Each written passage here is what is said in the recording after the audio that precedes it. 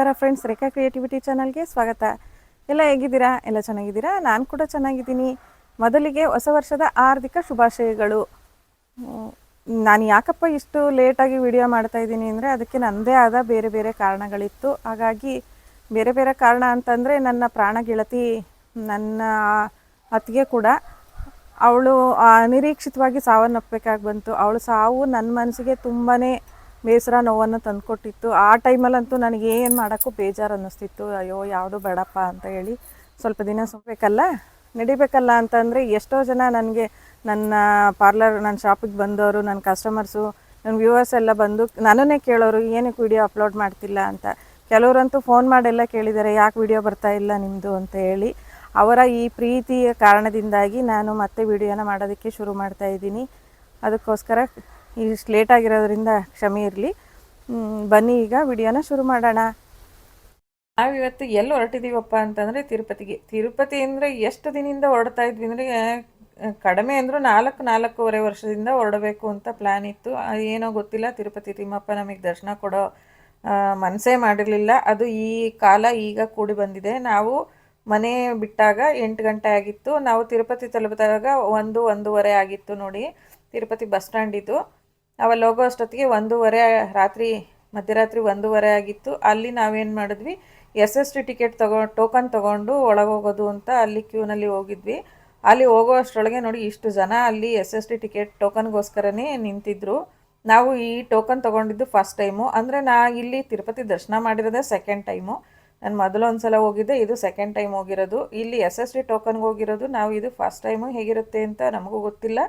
ಹಾಗಾಗಿ ಕ್ಯೂನಲ್ಲಿ ಹೋಗಿ ನಿಂತ್ಕೊಂಡ್ವಿ. ಇಲ್ಲಿ ನಾನು, ನಮ್ಮ ಮನೆಯವರು, ನನ್ನ ಮಗ ಮತ್ತು ನನ್ನ ಮೊಮ್ಮಗ ಮತ್ತು ನಮ್ಮ ಮನೆ ಕಟ್ಟಿರೋ ಮೇಸ್ತ್ರಿ, ಅವನು ನಮ್ಮ ಮನೆ ಥರನೇ, ನನ್ನ ತಮ್ಮನ ಥರನೇ ಇದ್ದಾನೆ. ಹಾಗಾಗಿ ಅವನು ಕರ್ಕೊಂಡು ಹೋಗಿದ್ವಿ.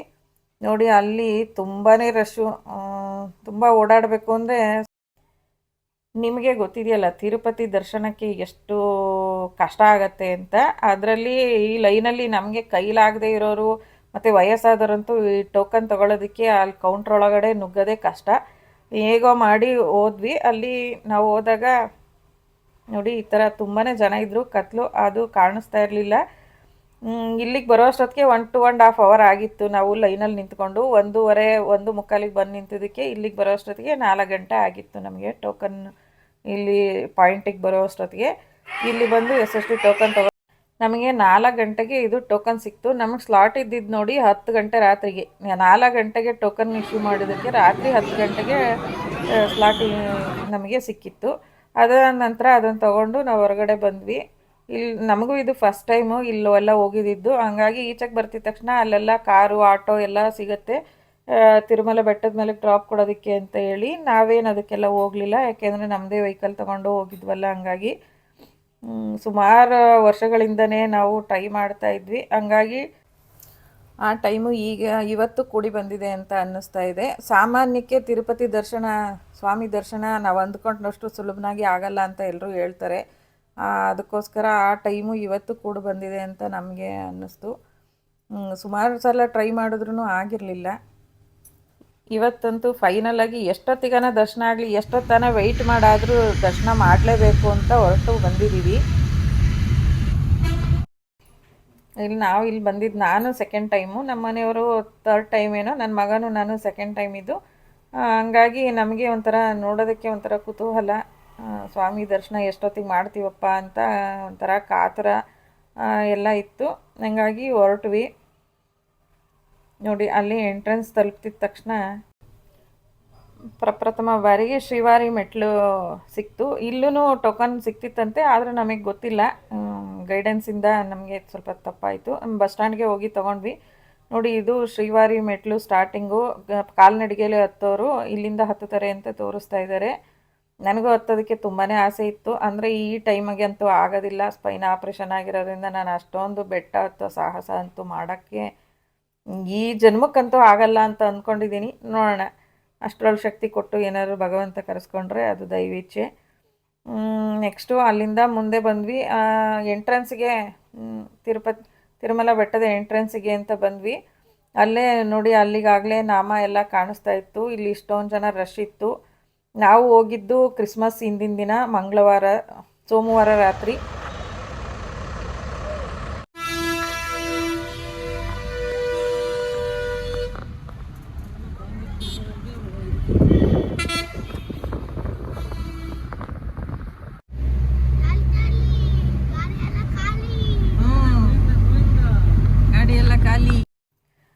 ನಾವು ಅಲ್ಲಿ ಎಂಟ್ರೆನ್ಸಲ್ಲಿ ಚೆಕ್ಕಿಂಗ್ ಎಲ್ಲ ಮುಗಿಸ್ಕೊಂಡು ಬರೋ ಅಷ್ಟರೊಳಗೆ ನನ್ನ ಮೊಮ್ಮಗ ಆಗಲೇ ಹೇಳ್ತಾ ಇದ್ದ, ಜಾಲಿ ಜಾಲಿ ರೋಡೆಲ್ಲ ಖಾಲಿ ಖಾಲಿ ಅಂತ. ನೋಡಿ ಅಷ್ಟೊತ್ತಿಗೆ ಅಲ್ಲಿ ನಾಮ ಎಲ್ಲ ಕಾಣಿಸ್ತಾ ಇತ್ತು. ಇಲ್ಲಿ ಬಂದು ಎಂಟ್ರೆನ್ಸ್ ಆಗ್ತಿದ ತಕ್ಷಣ ಏನೋ ಒಂಥರ ರೋಮಾಂಚನ. ನಾವು ಅಂತೂ ಕೊನೆಗೂ ಬಂದ್ವಿ. ಒಂದು 4-4.5 ವರ್ಷ ಮೇಲ್ಪಟ್ಟು ಅಲ್ಲಿಂದ ಟ್ರೈ ಮಾಡಿ ಅಂತ ಅಂದ್ಕೊಂಡು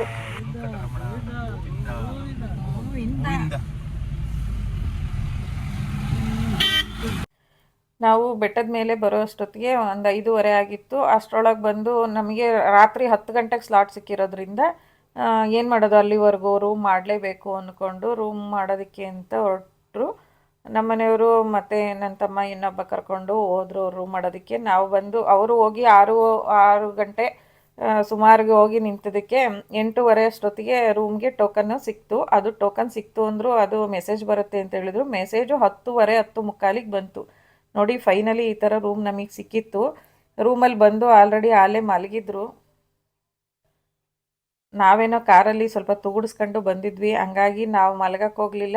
ಅವರಿಬ್ಬರು ಫ್ರಂಟ್ ಸೀಟಲ್ಲಿ ಇದ್ದವರಿಬ್ಬರು ಮಲಗಿದ್ರು. ಅಷ್ಟರೊಳಗೆ ನಾವು ತುಂಬಾ ಚಳಿ, ನಮಗೆ ಅಂಡರ್ಗ್ರೌಂಡ್ ಸಿಕ್ಬಿಟ್ಟಿತ್ತು ರೂಮು. ತುಂಬ ಕೋಲ್ಡಾಗಿತ್ತು. ಅದು ಹೆಂಗೆಂಗೋ ದೇವ್ರ ದಯೆ ಇಲ್ಲಿ ಬಿಸಿ ಬಿಸಿ ನೀರು ಸಿಗ್ತಾಯಿತ್ತು. ಹಂಗಾಗಿ ಈ ಬಿಸಿ ನೀರನ್ನ ಇಟ್ಕೊಂಡೋಗಿ ನನ್ನ ಬಕೆಟ್ ತೊಗೊಂಡೋಗಿ ಚೆನ್ನಾಗಿ ಸ್ನಾನ ಮಾಡಿಕೊಂಡು ಮತ್ತೆ ಹೊರಟ್ವಿ. ನಾವು ಅಲ್ಲಿಂದ ಹೊರಟು ನಮಗೆ 10 ಗಂಟೆಗೆ ಸ್ಲಾಟ್ ಇದ್ದರು. ಹೊರಗಡೆ ಹೋಗಿ ಯಾರನ್ನೋ ಕೇಳಿದ್ರು ನಮ್ಮ ಮನೆಯವ್ರು ಹೋಗಿ. ಆವಾಗ ಅವ್ರು ಹೇಳಿದ್ರಂತೆ, ಬೇಗ ಹೋಗಿ, ಜನ ಕಡಿಮೆ ಇದ್ದರೆ ಬಿಡ್ತಾರೆ, ನೀವು ಅಲ್ಲಿವರೆಗೂ ವೆಯ್ಟ್ ಮಾಡಬೇಡಿ, ತುಂಬ ಜನ ಆಗ್ತಾರೆ ನಾಳೆ ಎಲ್ಲ ರಜೆ ಇರೋದ್ರಿಂದ ಅಂತ ಹೇಳಿದ್ರು. ಅವ್ರ ಮಾತು ಕೇಳ್ಕೊಂಡು ಹೋಗಿರೋದ್ರಿಂದ ನಾವು ಸ್ವಲ್ಪ ಬಚಾವಾದ್ವಿ. ತುಂಬ ಚಿಟಿ ಚಿಟಿ ಮಳೆನೂ ಶುರುವಾಗಿತ್ತು. ಆ ಮಳೆ ಇದರಲ್ಲೂ ಹೋಗಿ ನೋಡಿ ಈ ಥರ ಮಳೆ ಬರ್ತಾನೆ ಇತ್ತು, ಜನನೂ ಬರ್ತಾನೆ ಇದ್ದರು. ಸರಿ ಅಂತ ಇಲ್ಲೆಲ್ಲ ಫಸ್ಟ್ ಟೈಮ್ ಹೋದವ್ರಿಗೆ ಒಂಥರ ಗೊತ್ತಾಗೋದೇ ಇಲ್ಲ ಅನಿಸುತ್ತೆ. ಇಲ್ಲೆಲ್ಲ ಫ್ರೀ ಬಸ್ಗಳು ಸಿಗುತ್ತೆ ಅನ್ನೋದು ಗೊತ್ತಿತ್ತು, ಆದರೂ ಎಲ್ಲಿ ಸಿಗುತ್ತೆ ಏನು ಅನ್ನೋದು ಗೊತ್ತಿರಲಿಲ್ಲ. ಹಂಗಾಗಿ ನಾವು ಮತ್ತೆ ಏನು ಮಾಡಿದ್ವಿ, ಅಲ್ಲಿ ಯಾರನ್ನ ಕೇಳಕ್ಕೆ ಹೋದ್ರು ಅವರು ಕರೆಕ್ಟಾಗಿ ಹೇಳ್ತಾ ಇರಲಿಲ್ಲ. ಯಾಕೆಂದರೆ ನಮ್ಮ ಗಾಡಿಗಳಲ್ಲೇ ಬರಲಿ ಅಂತ ಹೇಳ್ಬಿಟ್ಟು ಅವರು ಬಸ್ ಸಿಗುತ್ತೆ ಅಂತಲೇ ಹೇಳಲಿಲ್ಲ. ಇಲ್ಲಿ ಆ ಟೋಕನ್ನು ಶುರುವಾಗುವಂಥ ಜಾಗ SST ಟೋಕನ್ಗೆ ಲೈನ್ ಒಳಗಡೆ ಬಿಡ್ತಾರಲ್ಲ, ಅಲ್ಲಿಗೆ ಕಾರಲ್ಲೇ ಡ್ರಾಪ್ ಮಾಡ್ತೀವಿ ಅಂತ ಹೇಳೋರೇ ಹೊರತು ಬಸ್ ಸಿಗುತ್ತೆ ಹೋಗ್ರಿ ಅಂತ ಯಾರೂ ಹೇಳ್ತಿರ್ಲಿಲ್ಲ. ಹಂಗಾಗಿ ಸುಮ್ಮನೆ ಏನಕ್ಕಪ್ಪ ಪರದಾಡೋದು ಅಂತ ಹೇಳ್ಬಿಟ್ಟು ನಾವು ಕಾರನ್ನ ಮಾತಾಡ್ಬಿಟ್ಟು ಆ ಕಾರಲ್ಲೇ ಹೋದ್ವಿ.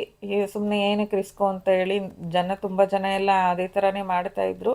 ಇವ್ರ ಕಾರ್ ಮಾತಾಡಿ 150 ರೂಪಾಯಿ ಥರ ಮಾಡಿಕೊಂಡು ಹೋದ್ವಿ. ಅವರು ಅಲ್ಲಿಗೆ ತೊಗೊಂಡೋಗಿ ಬಿಟ್ಟರು. ಸರಿ ಅಂತೇಳಿ ಆ ಕಾರನ್ನ ಮಾತಾಡ್ಕೊಂಡು ಹೊರಟ್ಮೇಲೆ ಅಲ್ಲಿಂದ ಕಾರಲ್ಲಿ ಹೊರಟ್ವಿ. ಅವರು SST ಟೋಕನ್ಗೆ ಎಲ್ಲಿ ಎಂಟರ್ ಆಗ್ತೀವೋ ಅಲ್ಲಿಗೆ ತೊಗೊಂಡೋಗಿ ಸ್ಟಾಪ್ ಕೊಟ್ಟರು.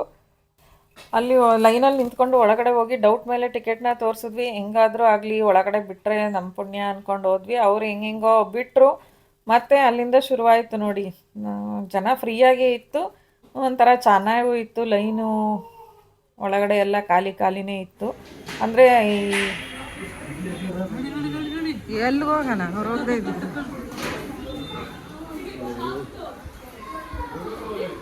ಆಗಿದ್ದು.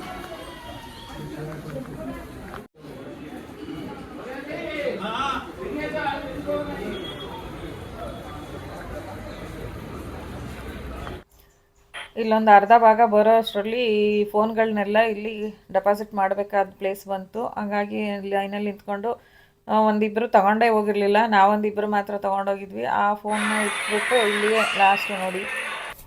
ಇಲ್ಲಿ ಫೋನ್ ಡೆಪಾಸಿಟ್ ಮಾಡೋ ಅಷ್ಟೊತ್ತಿಗೆ ನಾವು ಬಿಟ್ಟು 1 ಅವರ್ ಆಗಿತ್ತು. 2:30 3 ಗಂಟೆನೂ ಆಗಿತ್ತು, 2:45 ಅನಿಸುತ್ತೆ. ಅಲ್ಲಿ ಫೋನ್ ಡೆಪಾಸಿಟ್ ಮಾಡಿ ಹೋದ್ಮೇಲೆ ನಮಗೆ 4 ಅವರಲ್ಲೆಲ್ಲ ದರ್ಶನ ಆಯಿತು SST ಟೋಕನ್ ಇದರಿಂದ. ಅಲ್ಲಿ ನಾವು ಈಚೆಗೆ ಬಂದು ಎಲ್ಲ ಮುಗಿಸ್ಕೊಂಡು ಟೋಕನ್ ಇದನ್ನ ಇಸ್ಕೊಳ್ಳೋ ಅಷ್ಟೊತ್ತಿಗೆ ಒಂದು 7 o'clock ಆಗಿತ್ತು. ಯಾಕೆಂದರೆ ಅಲ್ಲಿ ಈಚೆಗೆ ಬಂದ ತಕ್ಷಣ ಫೋನ್ ತೊಗೊಳಕ್ಕೆ ಬರೋದಕ್ಕೆ ಅಲ್ಲಿಂದ ಅಲ್ಲಿಗೆ ತುಂಬ ದೂರ ಇತ್ತು. ಫಸ್ಟೆಲ್ಲ ಅಲ್ಲಿ ಕೂತ್ಕೊಂಡು ಸುಧಾರಿಸ್ಕೊಂಡು ನೋಡಿಬಿಟ್ಟು ಆಮೇಲೆ ಫೋನ್ ತೊಗೊಂಡ್ವಿ. ಅಷ್ಟೊತ್ತಿಗೆ 7 o'clock ಆಗಿತ್ತು.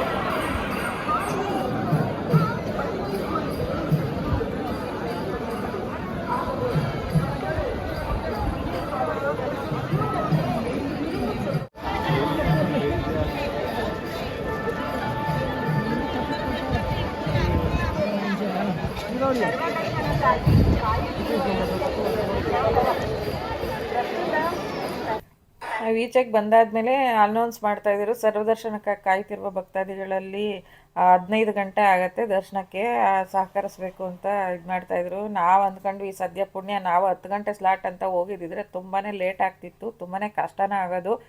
ನಾವು 4 ವರ್ಷದಿಂದ ದರ್ಶನಕ್ಕೆ ಅಂತ ಪ್ರಯತ್ನ ಪಟ್ಟು ಬಂದಿದ್ದಕ್ಕೆ ಭಗವಂತ ಏನೋ ನಮ್ಮ ಮೇಲೆ ಕೃಪೆ ಇಟ್ಟು 4 ಗಂಟೆ ಒಳಗಡೆನೇ ದರ್ಶನ ಕೊಟ್ಬಿಟ್ಟಿದ್ದು ನಮಗಂತೂ ಖುಷಿಯಾದ ವಿಷಯ. ಯಾಕೆ ಅಂದರೆ 15 ಗಂಟೆ ಅಂತಂದರೆ ಸುಮಾರಿಗೆ SST ಟೋಕನ್ಗೂ ಕನಿಷ್ಠ ಅಂದರೆ ಒಂದು 6 ಗಂಟೆನಾದರೂ ಆಗ್ತಿತ್ತು. ಆವಾಗ ಚಳಿ, ಸಣ್ಣಗೆ ಮಳೆ ಬೇರೆ ಹನಿತಾ ಇತ್ತು, ಫಾಗ್ ಬೇರೆ ಉದುರ್ತಾ ಇತ್ತು, ತುಂಬಾ ಕಷ್ಟ ಆಗಿಬಿಡ್ತಿತ್ತು.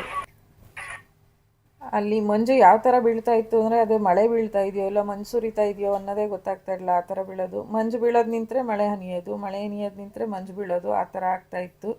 ಹಾಗಾಗಿ ಹೆಂಗೋ ಭಗವಂತ ನಮಗೆ ಬೇಗ ದರ್ಶನನ ಕರುಣಿಸಿದ್ರು. ಅದಕ್ಕೆ ನಾವು ಅವ್ರಿಗೆ ತುಂಬ ಧನ್ಯವಾದನ ಅರ್ಪಿಸ್ಬೇಕು.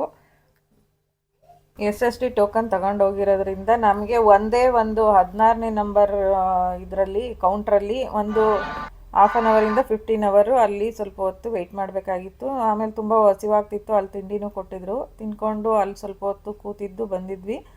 ಅಲ್ಲಿಂದ ಇನ್ನೊಂದು ಗಂಟೆ ಒಳಗೆ ನಮಗೆ ದರ್ಶನ ಆಯಿತು. ತುಂಬಾ ಚೆನ್ನಾಗಿತ್ತು ದರ್ಶನ.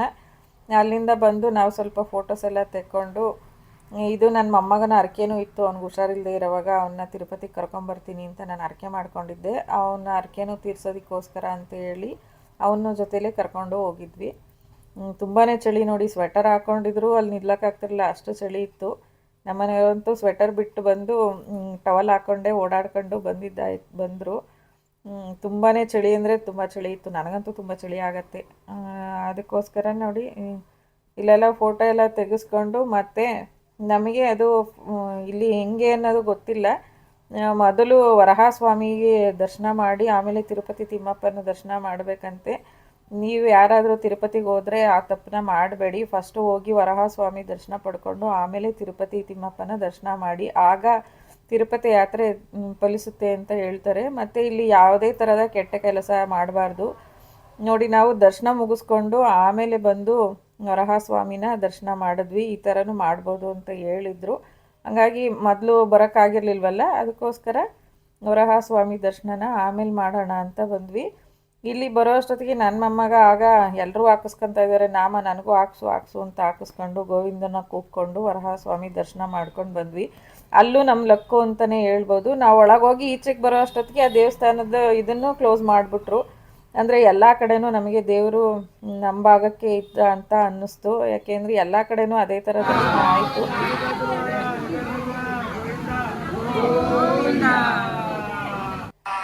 ಅಲ್ಲಿ ನಿಜವಾಗ್ಲೂ ಗೋವಿಂದನ ನಾಮ ಹೇಳೋದೇ ಒಂದು ಆನಂದ ಅಂತ ಅನಿಸುತ್ತೆ. ಅಲ್ಲಿಂದ ಬರೋ ಅಷ್ಟರೊಳಗೆ ಇಲ್ಲಿ ಇಷ್ಟರೊಳಗೆ ಆಗಲೇ ಒಂದು 11,000 ಸ್ಟೆಪ್ನ ನಾವು ನಡೆದಿದ್ದೋ. ಅಷ್ಟರೊಳಗೆ ನನ್ನ ಮೊಮ್ಮಗನಿಗೆ ತುಂಬಾ ಸಾಕಾಗೋಯ್ತು. ಅವನು ನನ್ನ ಕೈಲಿ ಆಗೋದೇ ಇಲ್ಲ ಅಂತ ಅಳ್ತಾ ನಿಂತ್ಕೊಂಬಿಟ್ಟ. ಆಗ ಸ್ವಲ್ಪ ದೂರ ಅಂತ ಅವ್ರ ಮಾಮ ಎತ್ಕೊಂಡು ಅವನ್ನ ಹತ್ಕೊಂಡು ಕರ್ಕೊಂಡು ಹೋದ. ಅಲ್ಲೇ ಪ್ರಸಾದನೂ ಊಟ ಮಾಡಿಕೊಂಡು ಬಂದ್ವಿ ದೇವಸ್ಥಾನದಿದ್ರಲ್ಲೇ. ಅಲ್ಲಿ ರೂಮ್ಗೆ ಹೋದರೆ ರೂಮಂತೂ ಅಂಡರ್ಗ್ರೌಂಡ್ ರೂಮು ಫುಲ್ಲು ಕೋಲ್ಡ್ ಆಗಿಬಿಟ್ಟಿತ್ತು. ನಾವು ನೋಡಿ ಇಷ್ಟೊಂದು ಆಸೋದಕ್ಕೆ ಒದಿಯೋದಕ್ಕೆ ಎಲ್ಲ ದಟ್ಟ ರಗ್ಗು ಎಲ್ಲ ತೊಗೊಂಡೋದ್ರೂ ಅಷ್ಟು ಚಳಿ ಇತ್ತು. ಹೆಂಗೋ ಅದು ತೊಗೊಂಡೋಗಿರೋದ್ರಿಂದ ಸ್ವಲ್ಪ ಚೆನ್ನಾಗಿ ಒದ್ಕೊಂಡು ಮಲಗಿ ಬೆಳಗ್ಗೆ ಆದ ತಕ್ಷಣ ಮತ್ತೆ ಸ್ನಾನಗಳು ಮಾಡಿ ಹೊರಟು ಬಂದ್ವಿ. ರೂಮ್ 24 ಅವರ್ ಒಳಗೆ ಖಾಲಿ ಮಾಡಬೇಕಿತ್ತು. 24 ಅವರ್ ಒಳಗೆ ಖಾಲಿ ಮಾಡಿದ್ರೆ ಬರೀ 100 ರೂಪೀಸ್ ಮಾತ್ರ ತಗೊಳ್ತಾರೆ ರೂಮ್ದು ಚಾರ್ಜು. ಹೋದಾಗ 600ನ ಡೆಪಾಸಿಟ್ ಮಾಡಿಸ್ಕೊಂಡಿರ್ತಾರೆ. ನಾವು 24 ಅವರ್ ಒಳಗೆ ರೂಮ್ ಖಾಲಿ ಮಾಡಿಕೊಟ್ರೆ 100 ರೂಪೀಸ್ ಇಟ್ಕೊಂಡು 500ನ ಅಕೌಂಟಿಗೆ ಕಳಿಸ್ತಾರೆ. ಹಾಗಾಗಿ ನಾವು ಮತ್ತೆ ವಾಪಸ್ಸು ಬಂದ್ವಿ. ನೋಡಿ, ಈಚೆ ಬಂದರೆ ಎಷ್ಟು ಹಿಮ ಬೀಳ್ತಾ ಇತ್ತು ಅಂತಂದರೆ ಸಿಕ್ಕಾಪಟ್ಟೆ ಮಂಜು ಸುರಿತಾ ಇತ್ತು, ಏನೂ ಕಾಣಿಸ್ತಾ ಇಲ್ಲ. ಅಂದರೆ ಬೆಟ್ಟದ ತುದಿನ ಮೋಡನೇ ಮುಟ್ಕೊಂಡು ಹೋಗ್ತಾ ಇತ್ತು ಅಂತ ಅನ್ನಿಸ್ತಾ ಇತ್ತು. ಅದಕ್ಕೋಸ್ಕರ ತುಂಬಾ ಮಂಜು. ಅಂದರೆ ಎದುರುಗಡೆ ಬರೋ ಗಾಡಿಗಳೇ ಕಾಣಿಸ್ತಾ ಇರಲಿಲ್ಲ. ಈ ಫೋಟೋದಲ್ಲಿ ಅಷ್ಟು ಕಾಣಿಸ್ತಾ ಇದೆ, ಎದುರುಗಡೆ ಅಂತೂ ನಿಜವಾಗ್ಲೂ ಏನೂ ಕಾಣಿಸ್ತಿರ್ಲಿಲ್ಲ, ಅಷ್ಟು ಮಂಜು ಬೀಳ್ತಾ ಇತ್ತು ನೋಡಿ.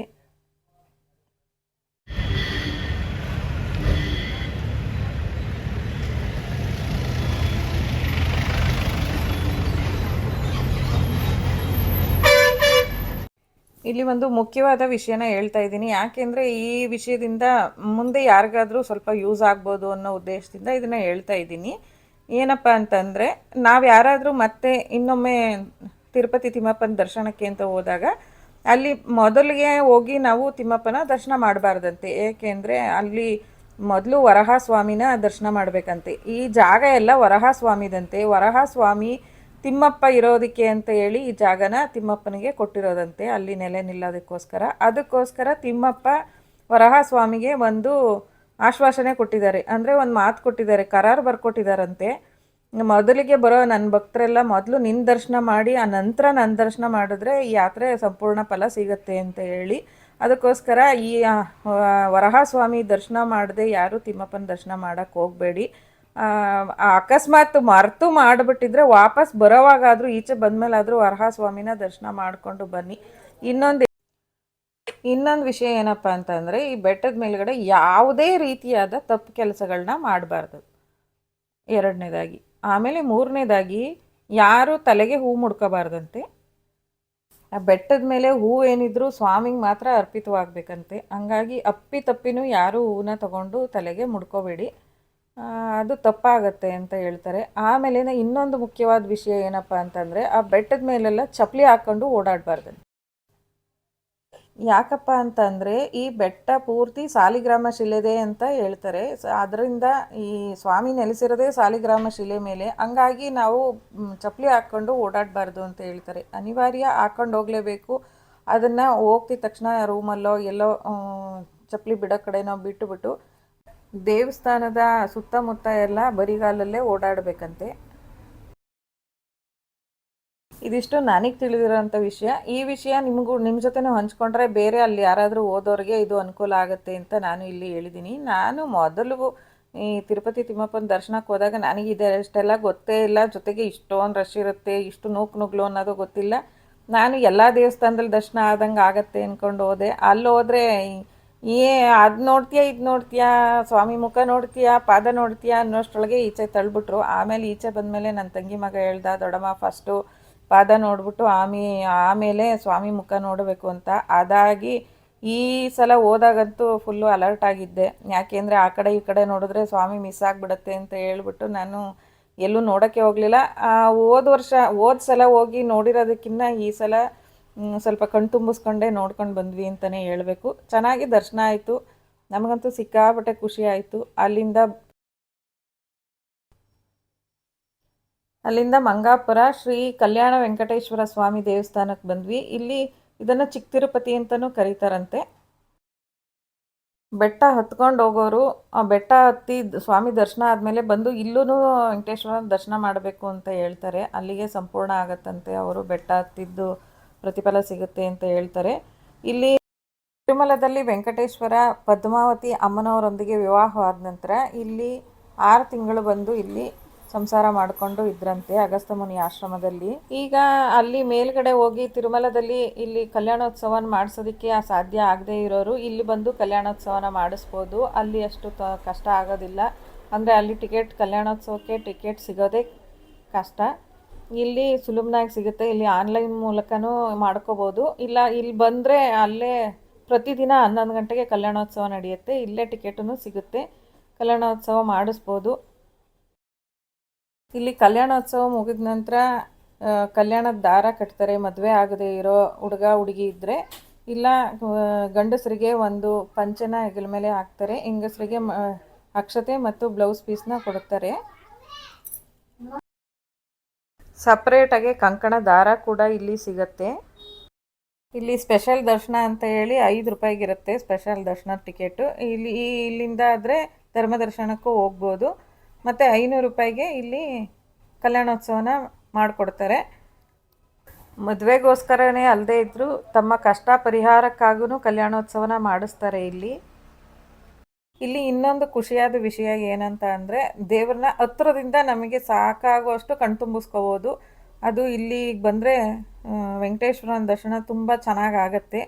ಹತ್ರದಲ್ಲಿ ನಿಂತ್ಕೊಂಡು ದೇವ್ರನ್ನ ನೋಡ್ಬೋದು.